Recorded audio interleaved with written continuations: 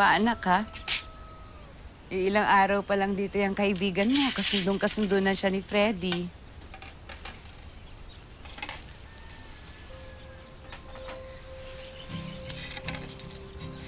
Kamusta na kayo? Inang naman. Anak, hindi mo yan dadalhin dito kung walang namamagitan sa inyong dalawa.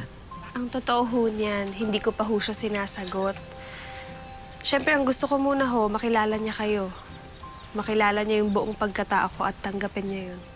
Anak, isa lang naman ang tanong ko sa'yo. Gusto mo ba siya? Mahal mo ba? Eh, inang, hindi naman mahirap mahalin si Roger eh. Mabait po siya at responsableng tao. Kaya hindi malabo na magiging mabuti rin siyang kasintahan kung sakali. Cecil, anak kita. Siyempre, ang gusto ko yung kaligayahan mo. Ha? Pero huwag naman masyadong padalos-dalos, ha? Hindi lahat ng tinitibok niyan, susundin mo. Ay, uli na kayo, Freddy. Roger, manananghalian na. Tara, tara. Yo. Tara, kain na tayo. Uy, masarap bang isda? Oo. Si Freddy nang huli niyan. Diba? Sa susunod daw, dala ko kayo sa amin sa Urdaneta. Pagluluto ko kayo. Magaling ka magluto? Oo. O, basta ikaw magbayad ng pamasahe. Dala tayo doon na. Sige, siya naman magbabayad ng pamasahe.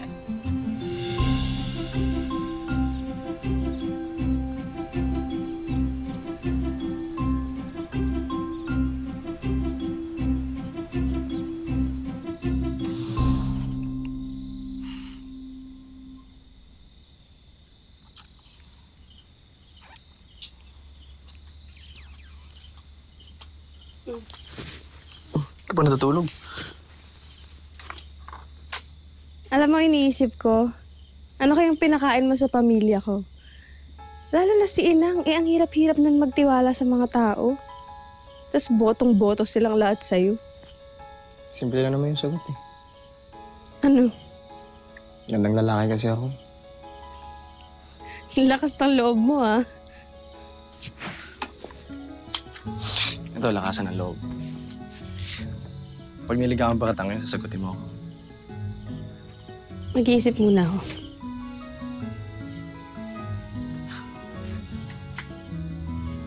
O ito, hindi na ako papaligoy-ligoy pa.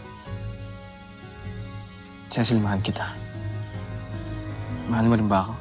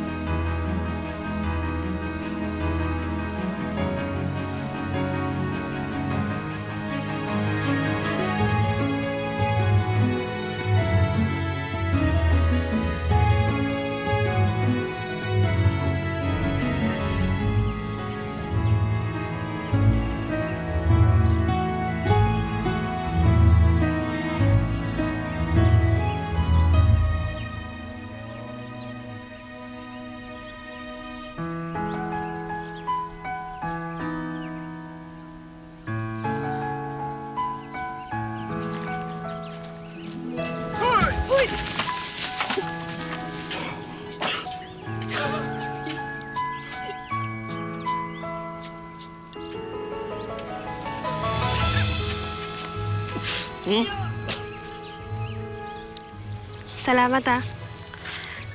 Wala eh. Basta sabihan mo lang ako, ha?